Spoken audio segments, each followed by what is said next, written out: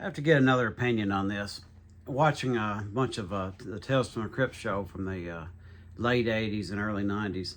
And of course, I'm a huge fan of the comic books, the old EC comic books. If you haven't gotten into those, you really need to look them up. I wouldn't worry about getting the originals, but the reprints that they did, you can find various issues of them scattered around. Very complicated trying to collect all those if you're somewhat of a collector, and I am a little bit for certain things.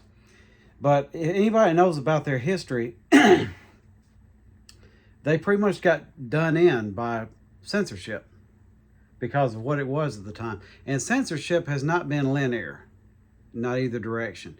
It's went up and down. It's gotten strange. Like you might say, oh, certain things, like say in the 50s and 60s, and I think it was the 50s when they were in their prime.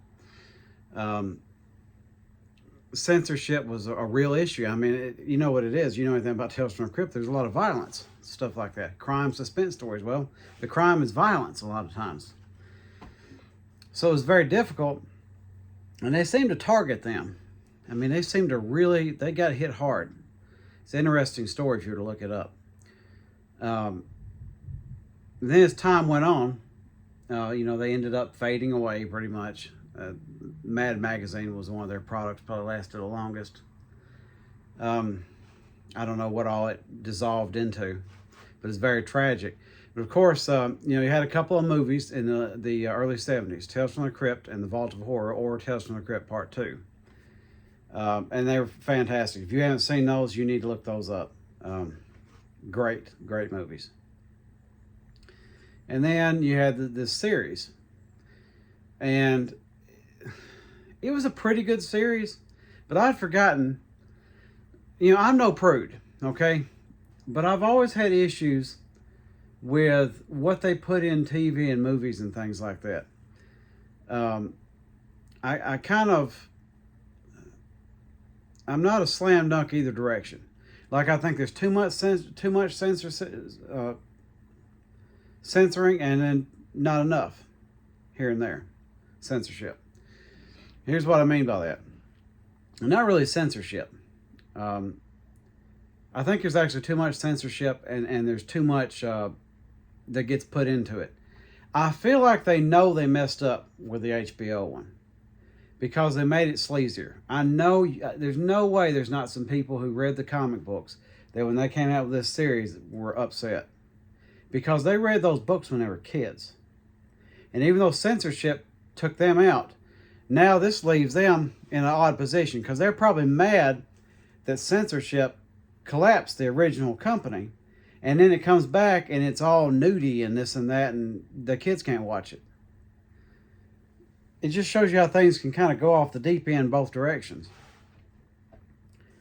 And I think they know they messed up because then they made this little series, Tales from the Crypt Keeper, which is a good little cartoon. It was aggressively Canadian, though. I don't know what was going on there. We found a new path. Let's find out where it goes. It was jarring to hear it. It's aggressively Canadian, and it just seemed like it was about 10 years older than what it actually was. It seemed like something that was Hanna-Barbera from 10 years earlier than when it actually came out. I don't know how things are now, but that's how it used to be a Canadian stuff. You would swear it was made in America, until the accents hit. You'd swear it was made in America at, let's say, 1980, and it was actually Canada 1990. That sort of thing. It's weird. I don't know why that happened, but it was. It was like that. But anyway, that was a good thing, and, the kids can watch that, and it was very unique. The cartoon was very unique. Like I said, I think they know they messed up, and that's why they came out with that. And probably a lot of the loyalists, the people start off that, read the books growing up, were probably happy to see it. And of course, they did have this on Fox years ago. This is where I saw it, and they would censor it and everything. You could see it, but it didn't need to be that way. And even though I'm not a person, I'm by no means a prude. I think there's too much of that in movies. I'm not even the most aggressively adult things. I don't think you can say that word. The 4-letter word starts with a P. I'm not aggressively against that. I can't really say that I'm for it, but I'm not really aggressively against it. It's just that if you're going to make something that everybody can watch, obviously that not everybody watches that, right? That's in its own little section. Stop putting it in regular, like mainstream movies and TV shows. There's no need for this. There's no need for it. It's just weird. And it's almost unpredictable, too. Because you can watch, every time I bring this up, and my mother's within earshot, she brings up a movie called Wendigo with Steven Weber. Because there's this almost jarring sex scene that's in the middle of it. And see, you don't see that, you don't know that's coming. It's just, you're watching a movie, and all of a sudden, why is that there? It doesn't need to be there, is what I'm saying.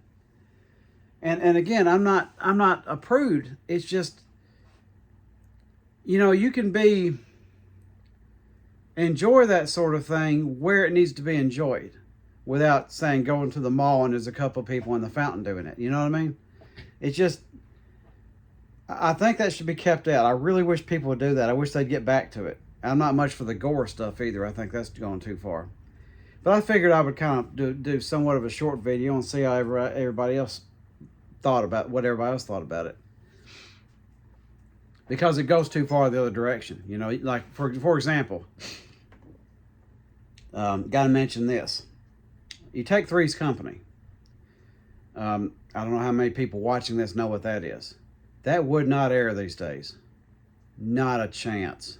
So censorship has kind of done this. It's weird that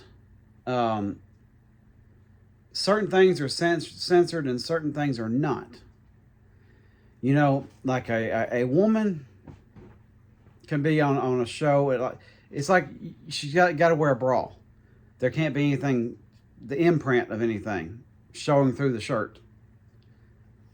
There can't be certain amounts of movement. I would go so far as to say it's pretty obvious that certain women will not be cast as certain positions. Like if there's all audiences movie, okay? It's like something that would, don't even have to censor it to put it on TV. You're not going to have certain women in those roles. I don't care how conservative you dress them, you're not going to have them in those roles. They will never get that position. It's got to be people with sort of mild features. If anything sort of stands out, they won't get that position. And that's strange. That's another kind of weird censorship that I don't know why it happens. So it goes too far both directions. It's like they're off the road this way or they're off the road the other way. I'm just not much on the sexuality being put out there. You can even let some nudity go. Let's just keep there's this category that has got sexuality aplenty that we can go to. We don't need it in our horror movies and TV shows. We don't need that. It's weird and it's awkward. You could watch so many great movies with your entire family, but you can't because there's a couple people pretending to screw around in it for no reason. You don't have to do that. You can imply it and move on. I know it makes me seem like an old fuddy-duddy and all that, but again, I'm not against that sort of thing. Just, it needs to be in a certain area. It's weird. It's jarring. It doesn't make any sense. It kills the audience. There's a certain amount of audience that could be there and watching it and enjoying it. It kills all kinds of experiences because that's something that you need to keep kids away from. You really do. I'm not saying, you could film violence a little different too. I'm not saying let them around violence. That's better. Yeah, I mean, the only thing you could argue with violence is you could actually film it a certain way.